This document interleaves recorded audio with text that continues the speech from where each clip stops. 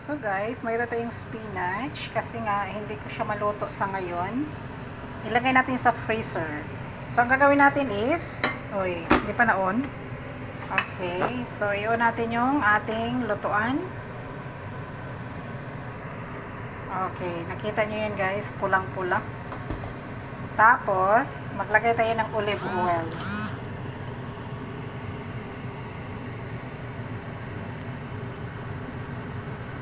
Ito yung pagluto natin ng spinach guys. Kung ilagay nyo sa freezer na hindi nyo muna lulutuin, kasi baka masisira sa rin pag hindi siya maluto, di ba guys? Ang dami kasing nabili ni Amo.